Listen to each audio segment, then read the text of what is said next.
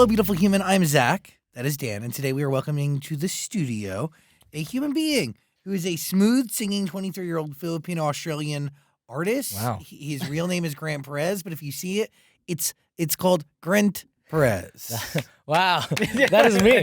Hello, hey guys. I'll take the smooth singing. Thank you so much. You have a great vocal. Thanks. I've been trying. I've been trying. I mean, yeah, you've been doing it for a long time. Yeah. I mean, I've been singing since I was a little baby, you know. But I didn't really take it as a career until right after high school, I guess. I'm very fascinated by your relationship with karaoke. Yeah. What do you want to know about her? I mean, so is there anybody in your family who can't sing? Yeah, I'd say all of them. Wait, your sister's really talented? Yeah. Wait, can or can't? Can't. Oh, with a T. All right. By the way, if I'm speaking too soft, I think I am slowly going deaf. I don't know. No. But there are headphones. It's no there pressure. are headphones. You don't need to wear it, I though. want to look cool. Would I look cooler if I wore headphones? I don't know if it's like a look thing, but more of like a utility thing. Yeah. You want me to come grab them for you? Oh, where are they? They're like on the front of that thing over there. Sorry, we should make that. That's a long walk. Sorry, this is so. Oh man, I figured it out. I'm so sorry. So embarrassing. Don't apologize. Please. Yeah. How about now? Hello? Can you? There's a little knob. You don't need to get up though. Yeah. How about now? Hello. Yeah, maybe. Sweet. Yeah, we're good. Hi. Hi, hello, round two. No, I do. There's water up here as well. All right. Sweet. Wait, so can anybody not sing in your family? Nah, yeah, they can all sing. Really? Yeah, I mean, obviously, with differing levels of seriousness, I'd say. But they all sing. My dad can sing with a very intense husk. He tries to sing like my songs. They'll be like, what's a song, man? Dandelion? Yeah, it'd be like, your body must be cold when I'm away. He can stay on tune, you know. He'll stay on tune. Yeah. Do you remember the first time you watched your family sing karaoke? Because that must have been one of your first exposures to righteous performance. No. Yeah, I would. Yeah, that's so true. We really are just performing every time we're at a party. No, that's so. Yeah. Okay, going back to your question, first time listening to karaoke, like watching them, I must have been maybe, how far can I remember? Maybe like 6 years old or something. That's probably like earliest memories type of thing. But we'd have it at every birthday party without fail. My dad would sing Desperado by Eagles. My mom would sing Yesterday Once More by the Carpenters. Oh, wow. That's her favorite song. By the way, all deep influences in your music. Yeah, huge. I think it's, heavily because of karaoke. Because I'd be so young. I'd be so young listening to these 70s like deep cuts. Like, that's what friends are for. And all that stuff. And that would be my exposure to what I really draw inspiration from nowadays, for sure. Yeah. So it's really cool. It is cool. Yeah, it's a very strange way to find music, you know?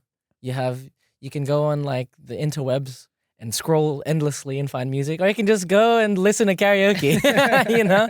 See what the people are singing. Yeah, but the YouTube, Jesus, I'm so old. The The YouTubes. You know it. YouTube does end up playing a huge part in your career, though. Yeah. Because, and by the way, to a certain degree, you're just doing covers on YouTube at the very beginning, right? Yes. So it is like karaoke, but just publicly. Yeah, it's like, hey guys, there's no score in this one, but you can judge me if you want to. But yeah, I did do a lot of YouTube, did a lot of covers growing up. My siblings always encouraged me to make videos. They always encouraged me to write music too, but I never really did that until after high school. They write music, they've written music, not anymore. And they used to do the cover stuff, and I just followed along. Wait, so your siblings started first, and then you just kept you did it because of them?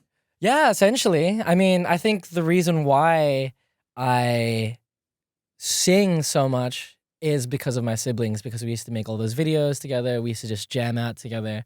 None of us are like classically trained per se. We didn't really get that growing up.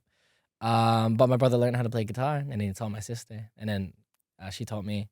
So it's been like a passed down thing. Wait, that's really cool. Yeah. It's super sick. It's very, very wholesome.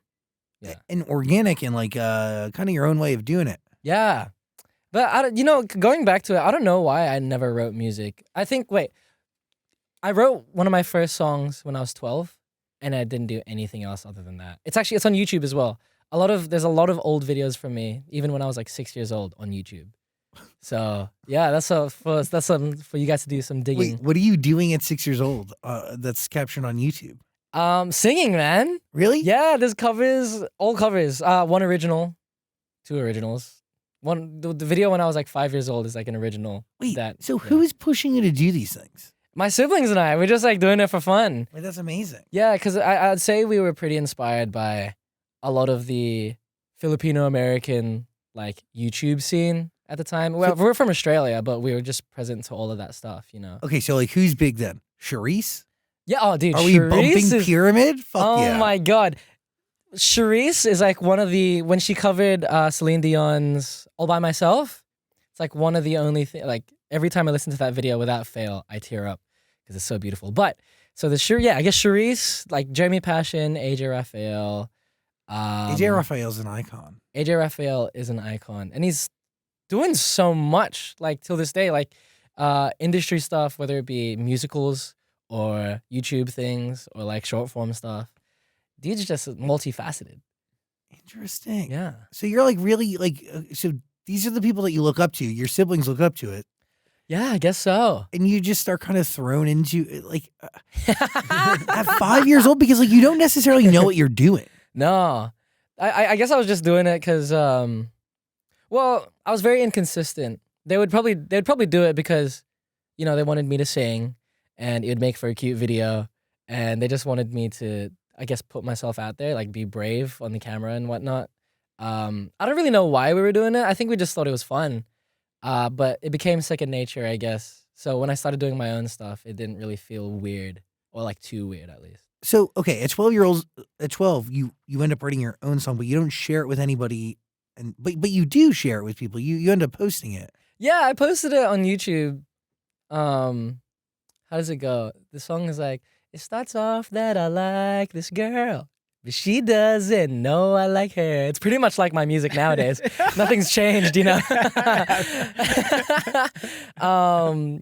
yeah, I guess that's just living on YouTube. Because, I don't know. What is your relationship with that? Like, are you, I mean. Do I cringe at it? I mean, I don't know. It's not necessarily, it's a part of your story. I give you a lot of respect for sharing every aspect of it. Yeah. I think it's, for me at least, because I am comfortable to be on camera and like be on social media, it doesn't really bother me to share like different parts of my life. Like I want the people on my community to kind of feel like kind of like friends with me, at least get to know me a little bit more than just my music, because I think I have so much more to offer other than the music. So I don't mind sharing that, But do people learn anything about who you are as a human being through your music? Because I've listened to it. Yeah. It's kind of woven with personality. Yeah, I would say definitely. I'd say that if you're a viewer listening to my music for the first time, you could probably gather that I'm like a hopeful romantic. I have like these ideals of love and like songs that kind of sound like rom-coms. So it's a bit of that dreamer mentality in a way. So you can definitely gather that with a little bit of personality angst with like all the differing genres, especially with this album that I just released. Almost every song is like a different genre. I want to talk about Backflips in a Restaurant. Yes. But I do want to talk about that 12-year-old kid, too, that's like writing a song for the first time. I've set you up for like two different stories here. There's a lot going on. What would you say to that kid if you can go back in time? I'm a big believer of like fate and like not changing the trajectory of someone's life. I think if I were to meet that 12-year-old kid that is me, I'd probably say something like,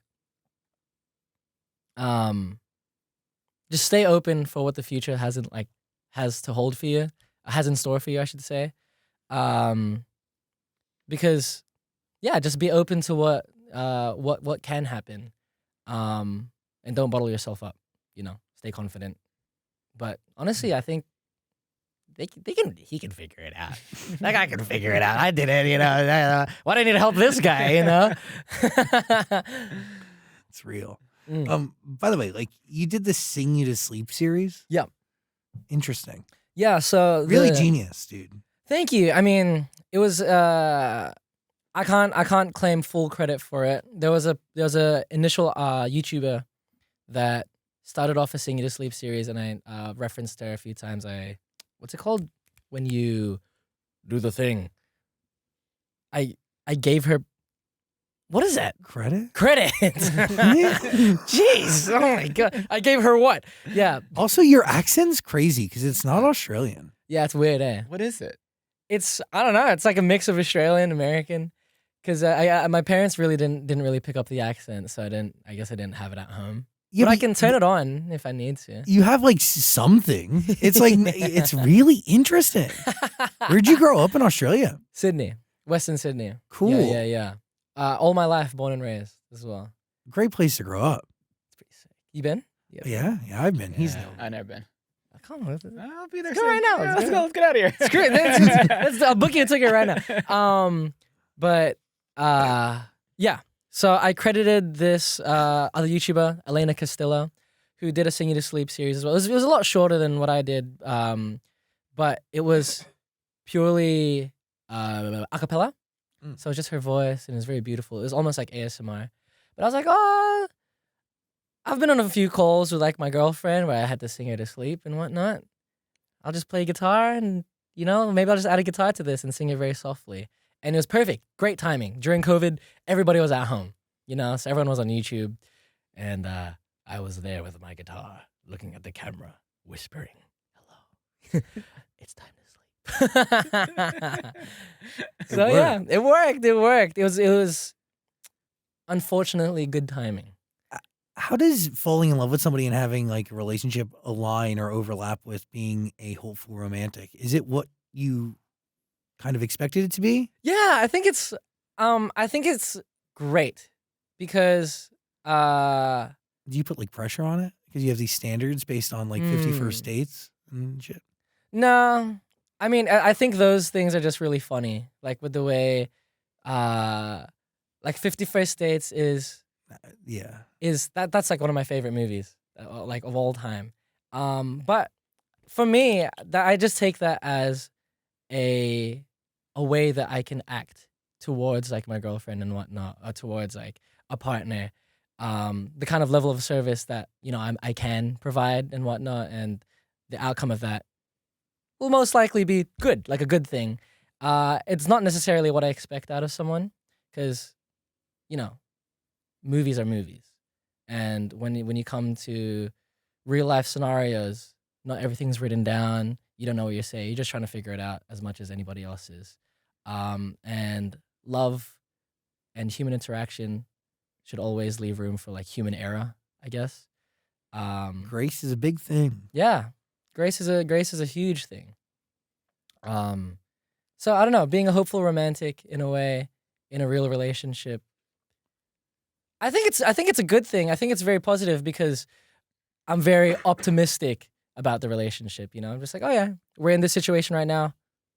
What we can navigate through this, and if we come to terms with each other, the outcome of that, you know, mishap will just be strength in a way, more often than not, at least. But it'll be 5 years this year. Wait, that's huge. Yeah. I've known her since high school. She's sick. Tattoo artist. Nice. Yeah. Do you have any tattoos? Nope. I had one when she started off. She started off doing stick and pokes and stuff. And stick and pokes are slow and painful. And my skin does not hold. It's not very porous around like the area that I wanted it. It was like on my stomach, porous. It was like on my stomach, and she did like 6 or 7 passes through with the stick and poke, and I was like, oh, all right, do the wipe. Let me see how much is there. She wiped it, and it was like the faintest amount of ink, and I'm like, oh no, I can't do this. So I'm gonna wait. She's on the gun now. You know, the machine. Yeah. Oh wow. And I want to get a small one on my arm. Just to reference like Adventure Time, one of my favorite shows. I I don't know when that'll happen. We'll see. By the way, you are an amazing artist, like a drawing Hey, artist. Thank you. Thank you so much. Yeah, you are so talented, dude. Thanks, dude. Very, very gifted. I've been doing that since a baby as well. I remember being in church and I'd be bored. I'd be like, Mom, where's the book? Give me something. I need a pen. I need to draw. Yeah. Do you like actively think about what you're drawing, or do you just kind of zone out? No, I'm not. Like, can you see it in your head? Yeah, I kind of have to. I've been doing a lot of like figure drawing, like cartoony type So cool. stuff recently. But I'm not one of those people that can just, vomit onto a page and come out with like, wow, beauty, magnificent, like abstract artwork. I can't do that. It has to be like thought out. I have to think about it. I have to do like references sometimes. Yeah.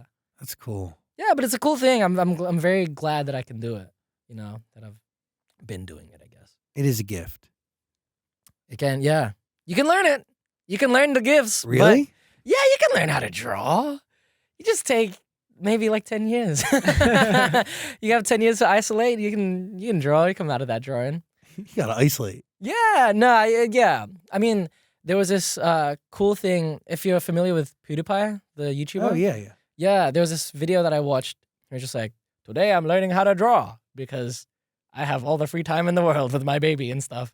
And he did it. He did like 2 months, and he came out with some really cool like anime style drawings. So anything's possible. You could probably learn how to sing. No, I do believe that like your voice is a muscle, so like you can acquire it and like figure it out. Yeah, I do believe that as it relates to art, but I do think that there's like different types of artists, right? Yeah. Like I used to have a neighbor who is the type of artist that you described, right? Like would just like go in, and, like honestly, like most likely do like a bunch of drugs and then just like create crazy things. Yeah, no, I envy that. Yeah, and I would watch the guy work from time to time, and it was amazing. Yeah, and but also like there's like a manicness and a constant anxiety, and like to be frank, like it's like a wild like mental illness most of the time that comes with that sort of type of art where like you don't intentionally go in with what you're going to create, but you know your style. Yeah. And it's because it's you and it's such an extension of how you express, it becomes this thing that is like so emotional and you can see it. Yeah. Like when you look at the piece, you can feel that emotion.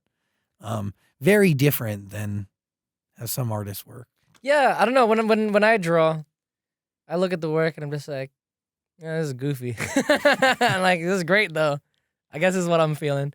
It's so clean and very unique. Like the patterns, like it's really cool. Like you do a great job. Thank you. Yeah, I try. But I definitely envy those people that are just gonna spit on the page and just come out with this beautiful thing. But yeah, I would say as much as you can develop the muscle and the hand coordination and whatnot. I guess the hardest thing to develop is the taste. You can't learn taste. I remember someone saying that to me with like my writing style, and they were like, "Yeah, no, this is great. Like this is different." I don't like talking about myself like that, but they did say that. It's just like, yeah, you have a good ear for this type of music. I'm just like, oh yeah, that is a weird thing to think about. You can't really develop that. Yeah. It's like you kind of just have to feel it. Totally. That's interesting. Can we talk about Cherry Wine? Like. At what point do you realize that this song is going to be a game changer? Like, at what point do you feel the fact that this record is? I mean, it really does change your life, right? Yeah, essentially, it did. But me being stubborn, I'm just like, nah, it's not the song. It's me. Well, you are the song, and the song is you. Yeah, I guess so. No, that is. I should think about it like that more often. It's an extension of who you are. Yeah, or at least was. And like, we can't like erase our past totally. Yeah, I'm a big fan of that. Like embracing the past to kind of like you can come off that. It's how you learn. Yeah. I mean, history repeats itself if you don't fucking stop it. Yeah. Wow. Write that down. Write that down. Capture that one. But Cherry Wine still is a really, really cool song. It's like such a cheeky but such a heartfelt song. And I guess it was just like a match made in heaven. The production and the voice and the lyrics was just so good. But once it started taking off on like the TikToks and whatnot, I was it was going crazy. It was doing like 300K a day. Why do you think it resonated like that? I don't know. I think it was a mix of things. At that time, bossanova, like as a whole, was like on the come up, and it wasn't really heard too much. Like that kind of like croonery, smooth bossanova style wasn't really heard too much at that time. And I think I don't know why it blew up. Actually, I every time I think of it, I'm just like, is it the intro? Is it the vocals? Is it the way the guitar comes in? And it's a weird chemistry. I have no idea what works so well. I've thought about that so many times with other music that I listen to nowadays, and I think this is a hit. This is like the best song I've ever heard ever in my life. And I listen to it, and it doesn't have like cherry wine streams. I'm just like, wow, why did I get that? Why did I get all those listens? I'm a bit of I do have like that imposter syndrome thing sometimes, but I question a lot for sure. But it's hard. Like you can't question and or chase what you had in order to move forward. Exactly. But you can learn from things, right? So you can better strategize and practice as you grow. Yeah. But I always like can't help but question why a song does a certain way. The trumpet line in that record is crazy. The mouth, that's the mouth trumpet though, isn't That it? is my mouth. Can you do it? Yeah.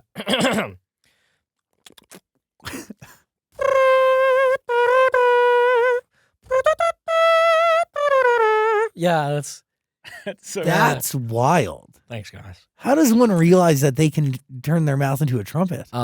Being 10 years old and watching beatboxing tutorials. I used to watch so many. The internet's crazy. Yeah, I used to watch so many beatboxing videos, dude. Like heaps. And then there was like a few, like the crab scratch. I could never figure that out. But I got the trumpet down, and I was like, all right, that's mine. I'm keeping that. I'm keeping that. So what else can you play on your mouth trumpet? On my mouth, like with my mouth. Yeah. I don't know. I can. What? I don't know. I can. But can you do anything using your mouth trumpet? No. Like, can you like Can like do anything. no, like I don't know. Can you like bust out like what's that like the Boogie Woogie Bugle Boy or some shit? Like what do you like? What else can you play on your mouth trumpet? On my mouth trumpet? I mean, I don't know. I can play different songs. Like, I guess. Can you like do like a military routine? Like I don't fucking know. Like What's a like trumpets do a lot of stuff. I just didn't know the range of your mouth trumpet. No, it's the same noise. It's the same noise. I can I can do this if you guys know how to do this. The I don't the know UFO whistle. anything. What? You know, like the like that. No, I mean I know it from like a movie. Can you make that noise? No. No. Do it again? I can't even whistle, bro. Really? Yeah, it's bad. I just learned how to snap a couple months ago. Yeah, dude. I'm a slow adapter. Yeah. I'm there now. No, whoa. Yeah, left hand. Yeah, Hey! At what point into making the song are you like, this is missing a trumpet? I don't have a trumpet. I'll be the trumpet. Well, that's exactly how it kind of went. I am the trumpet. I embodied the trumpet. I was like, because I was working with this producer Lyndon J at the time. He helped with a lot of like my first EP, and I was like, oh, it'd be nice if we just had a trumpet line that went like, I made the noise, and then he was like, oh, that's great. We'll just keep it as that, and I was like, all right, sweet, man, let's do it. Because at the time I was making everything out of GarageBand, and my standards were just low in a way for like production, for what I thought was like production. When you go like, why does something work? Like a part of all those, everything you're saying right now is why. It's so hard to pin it down, but that's why I'm just so open to things going the way they are. Like I'm not. Keep your standards low, man. Yeah, exactly. It's honestly so true. If keeping your standards low or just like having fun with it is like a better way to put it. If you're still doing that, then you can't really lose. Unless like you're not taking yourself seriously. You should take yourself seriously to a certain extent, but just like don't lose yourself. That you can't get lost in the seriousness of it all. Yeah. And also don't change what isn't, like don't fix what's not broken. Yeah. So, that's like, we got like advice a long time ago from Chris Martin, like just like off the air. And they like recorded like their first album in a barn, and like the second album I think was not in a barn. And and then the third album went back to a barn, and like his whole thing was like go back to like what you know, because it's what works, and Yeah. it's interesting. No, that's a real thing that I had to navigate, and I'm still navigating as like a 20-year-old. Because in your 20s, I hear a lot of different things from a lot of different people. They say like their 20s was the worst time of their life, and their 30s are the best because like the 20s you're so lost and confused, blah blah blah blah blah. And I guess I'm still figuring that out. But something that I had to learn within the industry, as like a business person in the industry and myself in the industry, is that when I go into these like writing like sessions and all these meetings and stuff, I really should be myself, because that's essentially what everybody's trying to get out, you know? When you're writing a song with a producer, they want to capture you. And I didn't really understand that before. When I used to write music with like a writer or like with a producer, like whenever that happened, I would always put my entire trust into the producer, because I'm just like, oh, you've been doing this for 5, 10, 15 years. You should know what the hell you're doing. You know what you're doing. I'm gonna trust you, and I'm gonna let you take over. But you can't let that happen, you know. And I would come out with songs where I'm just like, I don't really know if that was me, or per se, but I'll give it a try. You know? Did you release any of those songs? Some of them I still love. Yeah, I still really love those songs because it's a period of my life, and it shows like a learning process. But yeah, I still love those songs. It's just at the time of writing it, I was like, oh, this kind of sounds a bit weird. So is this post when we were younger? This is Like what you're talking about? around that time. Like, there's like a little mixtape right before When We Were Younger, and then into When We Were Younger, as well. But yeah, there are glimpses of that there are glimpses of that identity kind of questioning period of time within those, records of music. But I'm a big fan of keeping all that stuff because my art teacher in high school,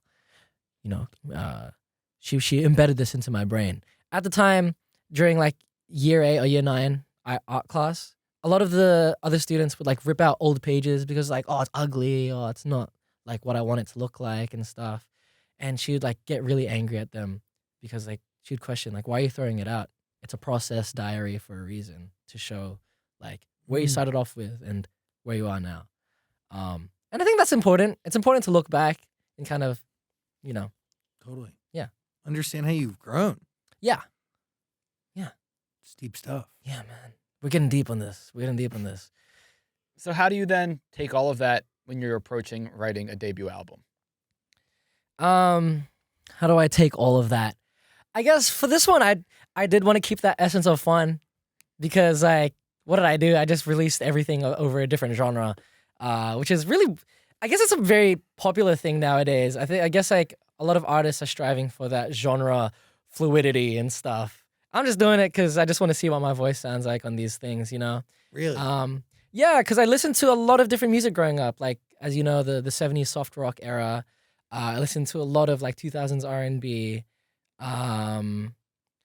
Over the past like 5 years, I've been getting into like Alex G and like Tori Moi and stuff. And I just really wanted to explore, what I sounded like in these genres. Movie Scene in Backflips in a Restaurant is like I'm very proud of that song, because it's a very R&B influenced track, but it doesn't sound like a cover. It still sounds like something I wrote, and I'm very, very proud of that. A lot of movie references in there, yeah?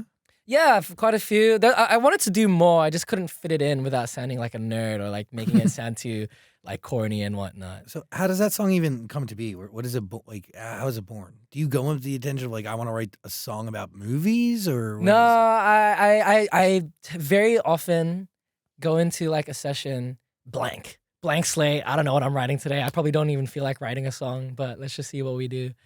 Movie Scene just came out of like, I don't know, a fit of inspiration. I was kind of listening across old video game playlists, and I came across NBA Live 07, one of the first basketball games I played. Xbox 360, baby. Tracy McGrady on the front cover. Crazy physics as well. You can shoot like a three-pointer from like the halfway line with Yao Ming, and it would go in, man. It was crazy. But one of the songs in there, Kick Push by Lupe Fiasco. Yeah. Fiasco Lupe Fiasco, whatever. And I guess that song was just like stuck in my head for a few weeks with like that boom bappy drum line and stuff. And also like little traces of Miguel with like the smoothness of his voice. And I was like, oh, let's do something a little bit more R&B today. I want to try this. I want to try and make a baby making music. But it didn't end up being a baby making a song. It was too fast for it. Can't keep up? I can't keep up. Hold on, guys. Hold on. Give me a break here. Yeah. I'm just really bad. Like every time I try to make that genre of song, I just cringe at myself. I'm just like, I'm not sexy. I can be. Not with that attitude. No, not for a song. Like I can be in real life. If you'd like to say, no, I'm joking, guys. But yeah, I just wanted something a little bit more R&B-esque, and we came out with that. I was watching a lot of movies at the time, and I was just like, "What's a movie like? What's a scene? Like, how do I set the scene?" I'm just like, the picture's clear. We're both in focus. Oh, it's like we're painting the picture now slowly. That's kind of how I write. I kind of paint pictures bit by bit. Lyrics first, or do you do it to like a melody or like production? I usually do. It's usually like a progression or production, usually just a percussion and guitar, and then into melody, and then I write the lyrics based on how the song and melody makes me feel. Usually starts off as a sad song. I'm just like, why is this a sad song? I'm gonna turn it around, and then try to recontextualize, my feelings and shit. Am I allowed to swear? Yeah. Fuck. Hell yeah. Yeah. Ass. Dick. Can you do a backflip? If you give me a bouncy enough trampoline, sure. I've done it. I went to this place called Flip Out for the first time in my life, like 2 weeks ago. Giant liability, man. Yeah, dude, it's scary. Yeah, you're gonna break your neck. Yeah, you could break, but I did it. I did this. I went like this. I went like this, and then I overcooked it and landed like this. And I was like, it was perfect. I didn't hurt myself. Well, that's all that matters. I overcame my fear. That's huge. And I did not break my neck, so that's always a good thing. Thank you. Shout out to not breaking a neck. If you didn't break a neck today, shout out to you. Please don't break a neck. Don't do anything that'll break your neck. You said you named the album Backflips in a Restaurant because of all the different flavors on it. So I'm assuming that's like alluding to sonic styles, genres, right? But how does that like really correlate? It's all right. So to be fully honest with you right now, the meaning of this title, the reason why this title came to be was ironic at first. It was like I just couldn't think of a name. Coming back to the cringe theme, I just couldn't think of a title for my debut album. My first album is Grant Perez that I couldn't cringe at. What did I do? I named it Backflips in a Restaurant, like the craziest name ever. I had like ideas of like a life of love and like opening a new door. And it's like, ooh, I don't know. Like that. Honestly, Backflips in a Restaurant's way better than both of those. Yeah, it's cool, right? Yeah. I was thinking like backflips in a car park, backflips in a kebab shop. And my girlfriend said, how about like a restaurant or something? And I'm like, I had a moment. I was like, say that again. You had a moment for her idea. Yeah. Oh no, she came up with the backflips, and I was like, restaurant. Oh shit. Restaurant. Flip that around. Yeah. And then I was like, do you like that? She's like, yeah, it sounds cool. I'm like, thanks, man. But if you were to look at a restaurant, a restaurant is the home of many different flavors, many different genres of food. What are the food in this context? It's music, baby. Different genres of music, different flavors of music, different flavors of Grant Perez, in a way. Interesting. Because usually you go to a restaurant and it's like one cuisine style. yeah, I've thought about that. I don't want too, to like right? burst your bubble. I've thought about that too, all right? But unless you go to a diner. yeah. Go to a diner. You don't have those in Australia. No, we have buffets. Where Okay, not the same. But, like $60, you have all different cuisines there. Wow. Maybe it should be backflips in a buffet. How about that? Wow, double B. Yeah, B.O.B. Definitely too late. Oh, wait, B.O.B. Bob? Backflips of buffet. No. Where's B.O.B. been? Write that down. Man. We should Google that. Yeah. That's important here. It is. But yeah, I don't know. Backflips in a Restaurant, I really, really liked it. I just wanted something that was captivating as well, and something that was open for interpretation. I have a visual in my head. Yeah. And the backflip is just, I guess, chaos in a calm environment. It was something that I was very, very, I was very much a fan of. I really wanted to be like, oh, so energetic, oh, so different, and like I still am kind of like that. Is the track list coursed out like a menu? Kind of. What songs are the main course? For me, the main course, it comes in like little. It's like little. I guess it's like 3 courses in there, you know, because you know. You get your appetizer, your main course, your dessert. Yeah. No, what am I trying to say? I'm like having like the biggest brain fart right now. But I would say the main courses for me is Girl at the Station, 12065, movie scene, and then the dessert with Yours to Keep. It's just so sweet. Mm. You know, I feel like with those songs, it has a lot of meaning, a lot of depth to it. 12065 is actually about long distance. It's the distance between LA and Sydney in kilometers. So I'm very proud of that title. I wrote it on the plane, and I'm like, I'm gonna use this one day, That's good. and I did. Because I don't usually do that. I don't usually come into sessions with pre-planned things, and the one time I did, came out with like one of my favorite songs. So I might start doing it more. We'll see. By the way, you can listen to all the music. It's waiting for you on Amazon Music. There's a link below. Yeah, it's a really good song title. Thanks, dude. Really good song title. Thank you, Mr. And a great Sang. song. Great album. Thank you, Mr. Sang. What are you feeling? Who is the girl at the station? Who is the girl at the station? Oh, his girlfriend of 5 years. Yeah, you know, so Girl at the Station was written based on this anime called Your Name. Your Name? Your Name. Yeah, it's a really, really cool anime. But I guess it was definitely influenced by like my girlfriend and all that stuff. Because she opened this whole new world to me. That is public transport. You've never Because taken a public transport? I used to with like my mom. You know, I would go to her to work sometimes when I was like 10 years old. But I would like walk everywhere. I'd walk to school. I'd walk to the grocery store because it was so close. I didn't even know there was a bus line that took me to my school that I could take for free. Public transport is free if you're in high school and in primary school and stuff. In Australia, not here in America. They definitely make you pay. True. Well, yeah, but that's the thing. So she told me like, you know, you can just walk in, right? I'm like, oh, what, really? It was like, yeah, just do it. I'm like, what if they catch me? Like, they're not gonna catch you. So then, yeah, you know, opened up this whole new world of taking the train on my own. Wow. Yeah, right? Isn't that crazy? That was the biggest thing. After that, I went everywhere. I went shops to sit, not buy anything because I didn't have money. I was like, hey, I'm gonna hang out. That was great. How does that tie into Your Name? I don't know.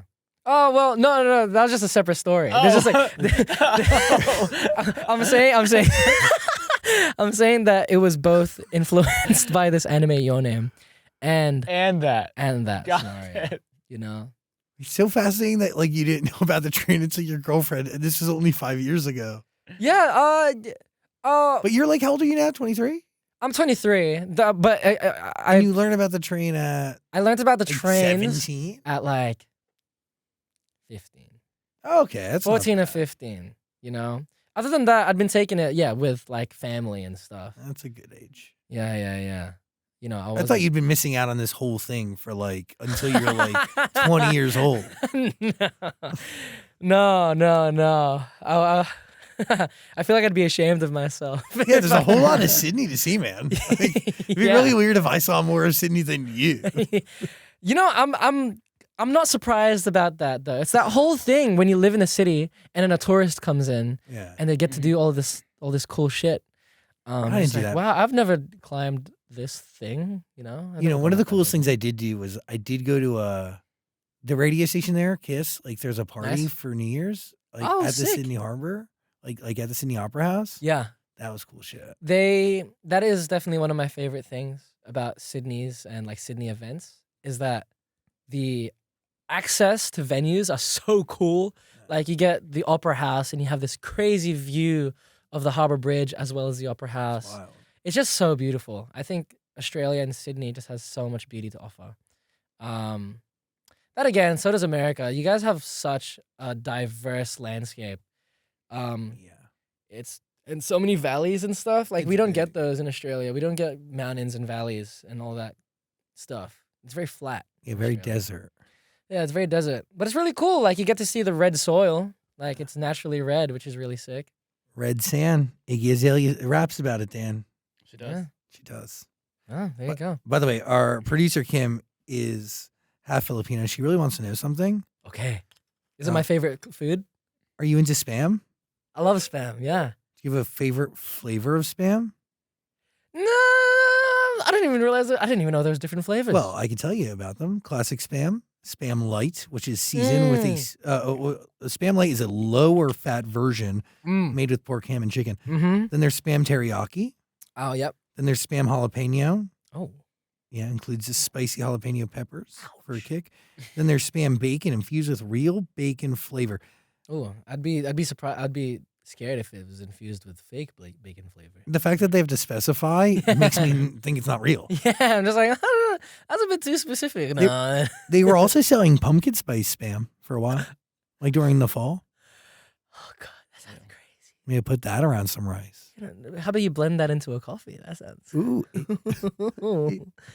That ew! make Imagine drinking a spam coffee that's like liquefied spam. No thanks. I mean, I've drank the the sausage water of Vienna sausage before. Ew. It's not that bad. Why would you drink the water? Because it spills. Like I opened it and I was like, ooh, it's about to spill. Okay, It's not bad. It's interesting. not bad. Wait, so I'm so confused. So, You know, like, I'm this not- is liquid No, no, inside the casing forget- of a sausage. How about you forget everything that I just said in the past like 10 seconds, all right? Yeah, got it. It's all like making like No. a weird. Yeah. No, no. I didn't do anything, man. I just dipped it out into a sink. Coming back to spam, I think the favorite one there would be the reduced salt on there. My mom buys the I still live at home, guys. Best thing to do. Yeah, I heard about that. Yeah, so I'm still at home. So why? And dude, because I'm just never home as well. Oh, I'm yeah, like that I'm makes here. sense. I'm here for a while, and it's like it's not a very common thing for like Australian Filipino people to like move out of their house, or just like Filipino people in general. I could be generalizing, but a lot of my friends my age and slightly older, maybe up until about like 27 or 28, still live at home. Save that money. Save that money. Sydney's Save- expensive. Yeah, save that money, and get that food as well. Get that care, get that love, and it's like you cherish that moment. Spend time with your parents. But the reduced fat, the 25% precisely. Reduced fat is the reduced salt. Sorry, is the good. Reduced sodium actually is what it's on the what's on the package. So yeah, if you want spam, if you want to buy me spam, 25% reduced sodium, please. Who's the inspiration for falling for a friend? Very love centric, very romantic. Yeah, for that one, once again, I'm just drawing from like rom-com and stories that I've heard from like friends and whatnot. Kind of like how they feel about falling in love and being in these scenarios where I'm just like, oh, but she's in the friend group and that's kind of weird, but it just hurts me so much because I can't date them, blah, blah, blah. And I just drew from those little stories, those little intimate moments where you're kind of just questioning why you're falling for this person and this helplessness, to fall into infatuation and whatnot. Sonically, I would say I was inspired by like Sway by Michael Bublé, having like this whole orchestral samba-esque like feel, with that really, really theatrical ending with like the timpanis and the brass and all that stuff. But yeah, I'd say it's those things. Not in particularly a person. There is a person in my friend group that if he's listening to this, if he's watching this, I'll make him watch this. It could be about you, man. It could be about you, dude, falling for that friend. but now they're dating, so it's really cute. But at the time, But your we're- partner should be your best friend. So. Yeah. Honestly, I think those are the best relationships. Those ones that come out of nowhere, where you're just like slowly falling in love and just like, oh my God, I can't help myself. This is weird. So movie-esque of me to say though. Anyway. It's real. Yeah. Yeah. Very It is real. It is real. Um. Is that what happened with you? Is that a little Oh no. Oh. I was not friends with my partner before. No. None of that. Not cute. Not like that. Pretty basic. Very technologically connected. Whatever. I see. Tinder. Like same old shit, man. Same old. Can we talk about your friend from New Jeans? Hanni? Yeah. I wish I could say she was my friend. Well, she's I definitely a mean- fan of yours. Yeah. And I'm Isn't assuming that so cool? yeah, she's amazing. New Jeans, they're incredible. New Jeans is awesome, man. Like, not only do they dress really cool, their attitudes are really, really cool. They're like swaggy but very sweet, and very wholesome and cute. And their relationship between each other is so, so cool. But the music is so sick. I love, because I listen to a lot of like old school R&B, hip hoppy stuff. You know, it still fits into those categories. And I just love their music. So when I found out that Hanni, you know, covered my stuff and she's been like singing my stuff on these little live streams and people are showing this to me, I'm just like, oh my gosh, that's so crazy. Dude, she covered Us Without Me. Yeah. And then she covered Clementine. Yeah, and there's another snippet of her covering the song with me and Lynn Lapid, like Room for You. And these are like new songs. I'm just like, so I keep saying like. She's a real one.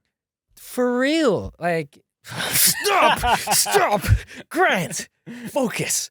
Yeah, she's up to date, which is crazy. So I would love to meet Hanni and the rest of New Jeans. And I'm sure it'll happen eventually. But, you know, I'm happy to wait. I'm just very, very flattered and honored that they like my music. We should talk about the record Clementine. It's inspired by an incredible film, Yes. Eternal Sunshine of the Spotless Mind. Yes. Are you more of like Kate Winslet's character Clementine or the one and only Jim Carrey as Joel? Wow, such a good question. Such a great question. I love that movie so much. I would say I'm Jim Carrey's character. I definitely get attached to certain things and certain feelings. And I find that if I were to forget someone, I would slowly just come back to them. I'm trying to remember. It's been so long since I've watched that movie. How would you describe? Have you watched it?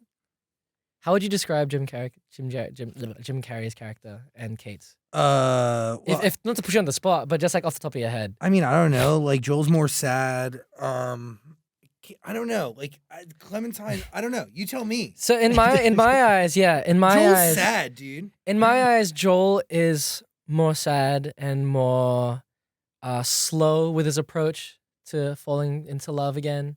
But Clementine's one is more chaotic and more frantic, and she's crazy. Yeah, it goes through like these different personalities.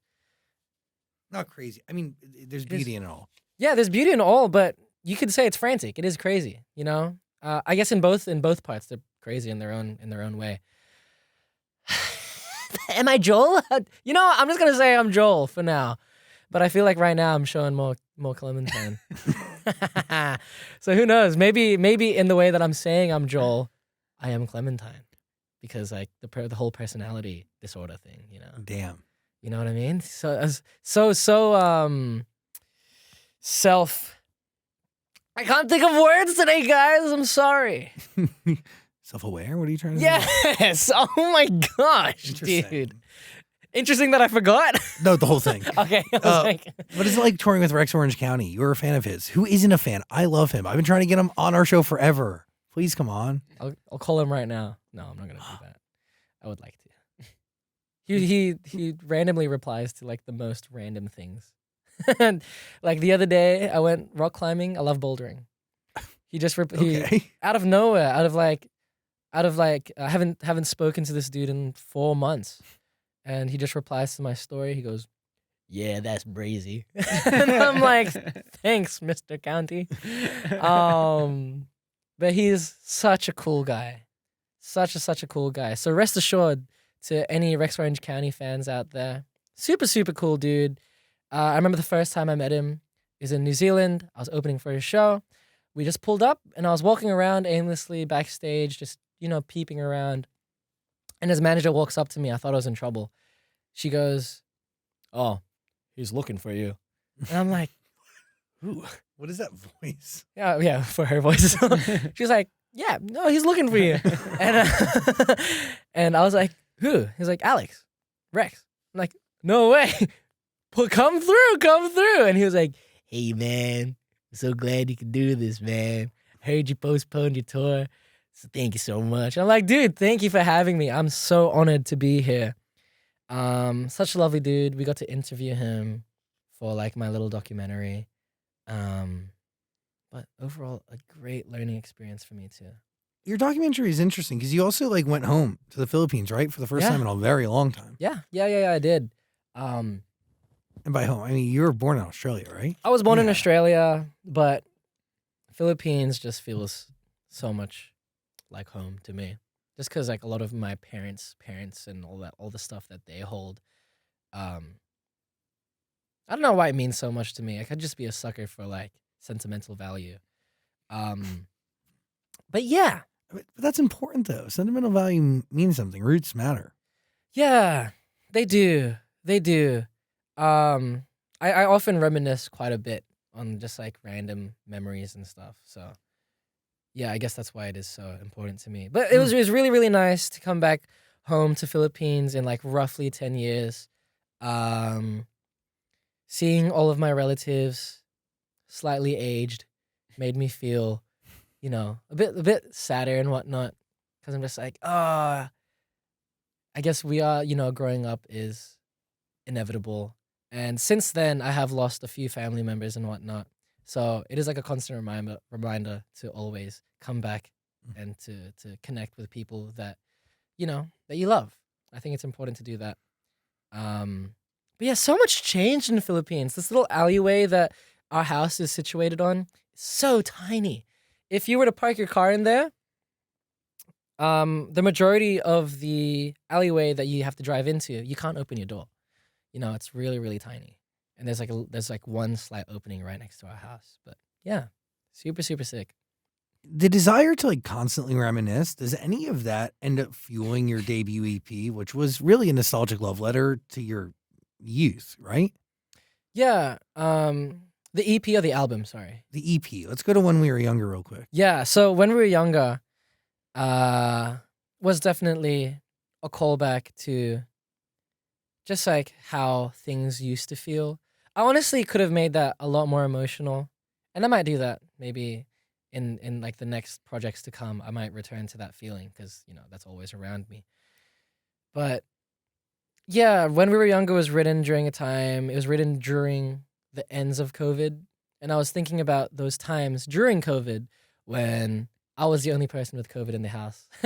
And I'd be playing games in my room and mom would knock on the door and hand me food. It just made me think about when I was like 10 years old or like 8 years old, and all I would do was play Xbox for like 8 hours a day during like school holidays, and I'd have food made for me. And it just reminded me of those times. It just made me think that I'm not gonna get that experience ever again, or it's just gonna keep getting rarer and rarer. And moments that I'll be hanging out with my best friends are just going to keep getting rarer and rarer as well because they're going to keep working and get more busy, and I'm going to get more busy. So I just wanted to write something that captured that moment at the time. Are you still fueled by nostalgia and like reminiscing in the past? Yeah, I would say I'm more present nowadays. I reminisce, on my off times and when I'm in planes, I look at photos and it's like, oh, think about all those times. All those cute little moments and whatnot. But I am aware that, I should live in the present and I should deal with what is now and react to what I can control and all that stuff. So I'm not the biggest like reminiscer at the moment, but it's definitely in there. Sounds healthy. That's a good thing to do on an airplane. Dude, it's all you can do. You can usually- watch a movie, actually. Dude, I do an edible and watch a movie. Yeah, smart. Don't fly into Australia with edibles. They'll get you. Dude, they're so strict. Oh, they got me. Oh, they caught you. Oh, it's the whole thing. They like kept me for 6 hours. Why? To make you why 6 hours specifically? They were just like, that's the limit. Before they had to like call a nurse and like do a wellness check. It was a whole thing. that's so crazy because like you can, I mean, it is illegal, but you can like smoke and stuff. Well, in Australia. here, you can like- hold it. Oh yeah. Well, and there is a medical system over there. Yeah, it's really easy to get a prescription for it too. Well, that like you just gotta. They told me you have to like go in with it and like have it like in an orange bottle with your name. And Oh. it needs to be like prescribed to you. Oh.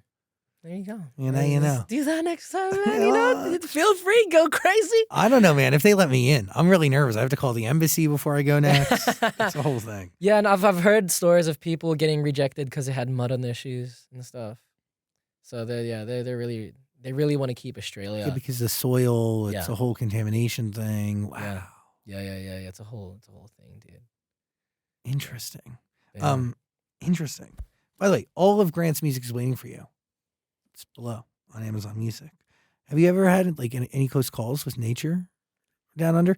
I mean, Sydney's different. Like, there's like, go to Adelaide. Like, you'll see a lot of shit. Yeah, you would see a lot in Adelaide. You would see I have seen a fair bit in Sydney. The closest call was a snake on a bike trail. I learned how to ride my bike very late into my life as well. A lot of the transport things I'm learning really late. The only thing I really liked was cars. I learned how to drive a car like pretty early. Is it an Australian thing where like bikes aren't popular? Because I may be like ratting my boyfriend out right now, but Yeah. he doesn't know how to ride a bike. He's Australian? And, You yeah. like- okay, and right. he's like in his 20s and he can't ride a bike. I was gonna say no, but I do know I do know a lot of people that are older that don't know how to ride a bike. And they're confidently, Australian. And they live in Australia. That's yeah. really wild. Yeah, I do know a handful of people, but the vast majority, all right, the vast majority, it tends to be an Australian thing though, but the vast majority do know how to ride a bike. I learned how to ride my bike at 15, 16, which is really late. That's super late. You learn how to ride a bike at like 3 years old sometimes. I mean, I'm like by the age of 15, I've Yeah. given up riding a bike, or I'm riding a bike for exercise Yeah. because I've already torn up my neighborhood for the last, I don't know, 8 years on a bike. I don't know why that's a thing. It could be just the way the suburbs are laid out and like the way that the high schools are, and then like sometimes you don't go to a local high school, so you don't have any reason to like ride around. I don't know, it's really lame.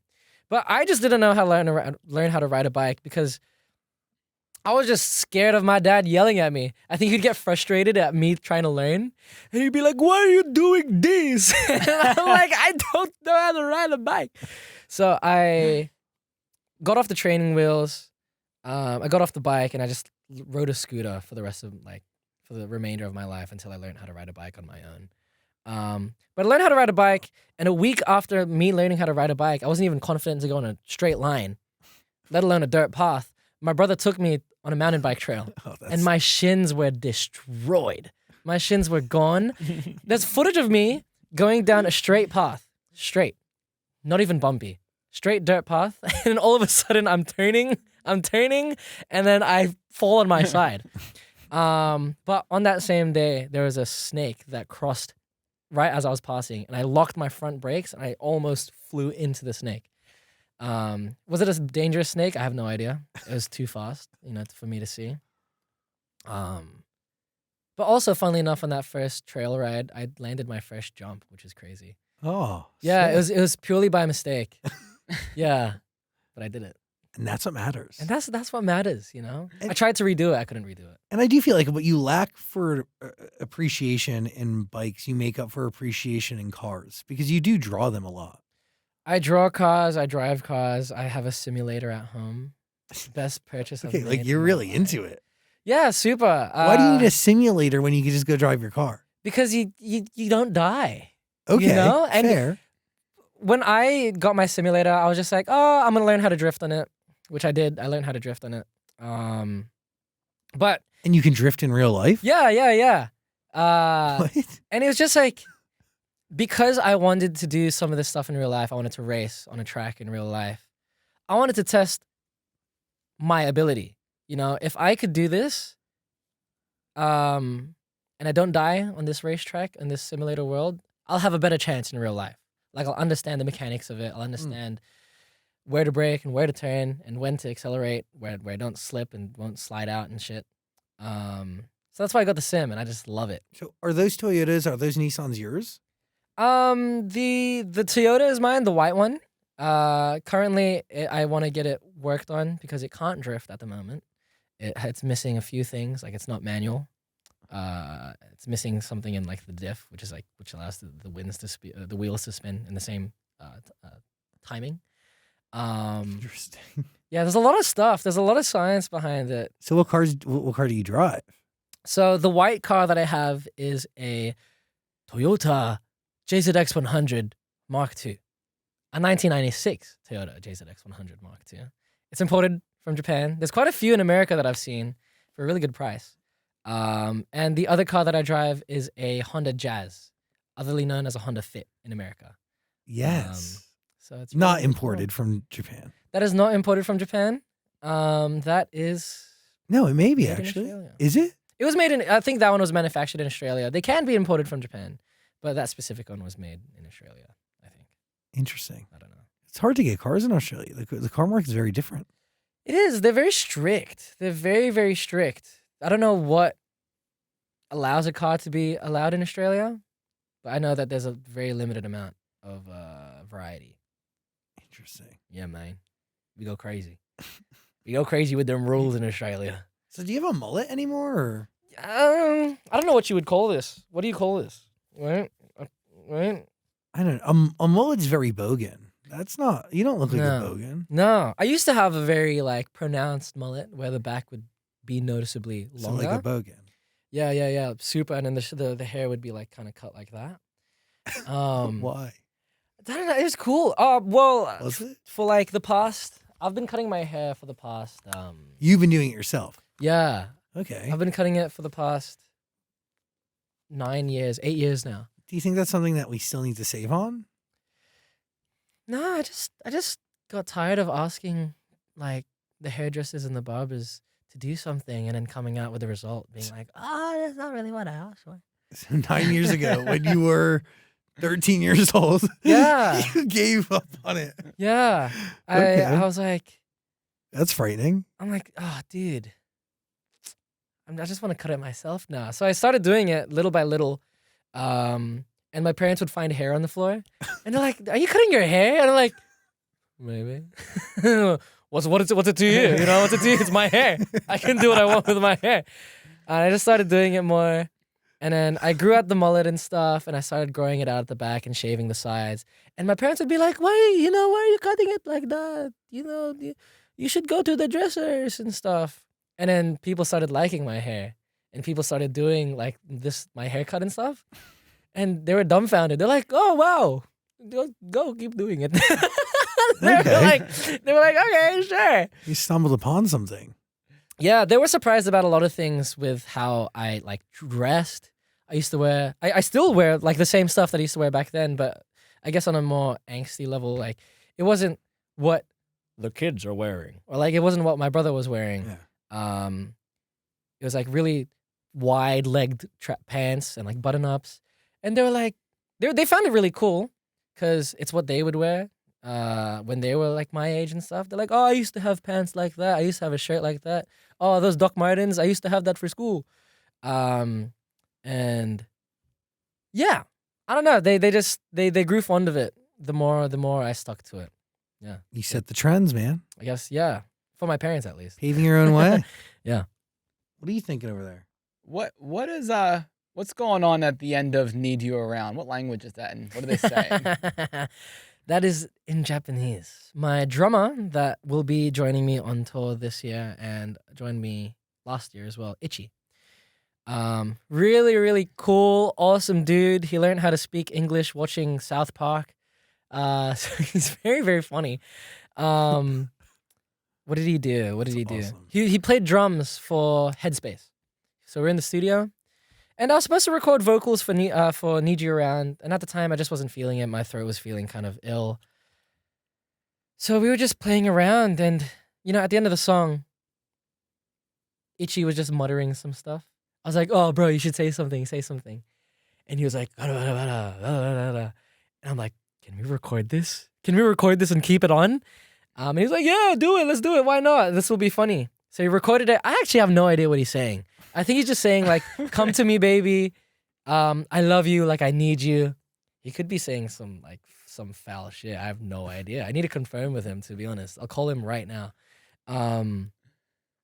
And I found it hilarious and I found it really cute. And I asked like, "Oh, can we keep this on?" And my manager and my team and Ichi was like, "Yeah, let's do it." So yeah, kept it on, baby. Now it lives forever. It lives forever. He was so happy about that. You can listen to it. Backflips in a Restaurant is waiting for you on Amazon Music. There's a link below. Go, go, go. You good? I also like that you're rapping a bit on this album with 2DK. 2DK is definitely the Yeah. most like left of field, if that's the right saying. Is that the right saying? Left of center? Left of center. It's the most far out, Yeah. I would say, of the album. That one just came out of like a fit of experimentation. I was writing with a writer out here in LA, John Luca. I'm pretty sure I'm pronouncing that right. We had 2 days with him. The first day was we wrote the typical stuff. We wrote like a very croonery, folky track. And the next day we're both like, let's try something else. Let's work on some new stuff. So he laid down a beat, and I kind of like channeled the inner garage listener, and spoken word type of thing. And I was like, two drunk kids going out for the night. It wasn't serious. It was not a serious song, but I wanted to release it because I was like, yeah, this is fun. And, music should be fun. It should be it should be played around with, music is a medium. Music is an art form, and that, I just wanted to explore with my medium. So I made 2DK. I released it knowing that people were going to feel kind of weird about it. And I'm like, eh. So I expected, mixed feelings. And that's exactly what I got. A lot of people love it, and it became their new favorite song of mine. To which I question, like, oh, really? Like, are you sure? But they love it. They love that song. And some people are like, oh, that doesn't sound like a Grant song.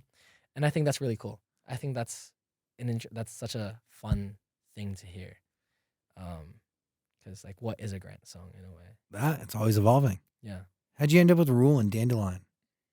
That one, I just didn't feel complete with the song. I didn't really feel, I had the song written, different lyrics, all just completely me. It was groovy, it was fun, it was nice.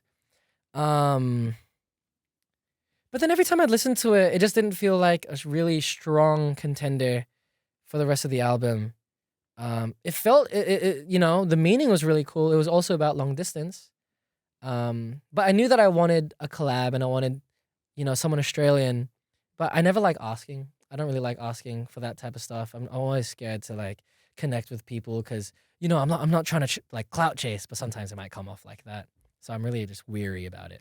And I was talking about it with like my manager Kevin, and I did want Rule because we'd been friends at the time for like the past year, and we started hanging out more and more and more. He was on your podcast, right? You had him like a few months ago. Yeah. And he recently moved to LA, and we hung out in LA. Anyways, after that trip, I came back home and I was like, screw it. I want to shoot you a message. We're both Australian. If you like the song, you like the song. If you don't like it, whatever. Sent it to him, immediate answer, like maybe like 2 minutes. He's like, dude, I love this. I want to be on this. This aligns perfectly with what I want to release too. So let's make it happen. And within the week, he sent a draft over, and I loved it. Got it produced, got it finalized. And yeah, the rest was history, I guess. 2 great Australians on one record. Yeah, 2 different heights on one record, for sure. That guy is so tall. He is super tall. That guy, there's no reason for him to be that tall. He's playing soccer, He's playing football. Why does he? You don't need that height for football. I guess if you're gonna header it. But even still, I don't know if he has that verticality, I don't know if he can jump that high. I have to ask him next time I see him. It's a great record. You can listen to it. It's waiting for you on Amazon Music. All of Grant Perez's stuff is there. Whenever you're ready, go listen to it. You good? At what point in your career did it start feeling normal, people calling you Grant instead of Grant? It was always close enough for me to not be bothered by it. But there definitely was a time where when I'm in a work setting, people would always call me Grant. I'm just like, that's who I am, huh? Yeah, but isn't that what do you want? That's what I do like that. That's exactly what I wanted. I still wanted that separation between, work life and personal life. And that one degree of separation is like all I really needed. And just having it close enough, it's not like being called a different name, like Mr. Dynamite, which is a reference to cherry wine. Like nobody calls me Mr. Dynamite. And like they don't know my real name. If they say Grant, it's close enough. And they question, is it Grant or Grant? Is it Grant or Grant? So it's a good conversation starter too. Grant Perez? Yeah. That one degree of separation is very healthy. Yeah. I think it's your real name, Zach. Yes. Is your last name, Zach? Yes. There you go. There's no There's separation. You are who you are, and that's okay. 100%. It'd be way too hard to be anything but. You could be saying Zach. I could barely be fucking this. This is so hard. You could incorporate a mix of the two names. It could be Zang. Yeah. Well, story for another day. I appreciate your time and energy here today. Dude, thank you for having me. You're very gifted. Thank you. And thank you so much for the in-depth questions. Definitely a lot of great ones in there. Anytime. And anytime? I mean, as music keeps coming, you can come back. Yeah, I would love to. This was fun. We're always around. Final thoughts? I think we covered a lot. Grant Perez. Here in the flesh. Thanks for being here. Thank you guys. Thank you so much.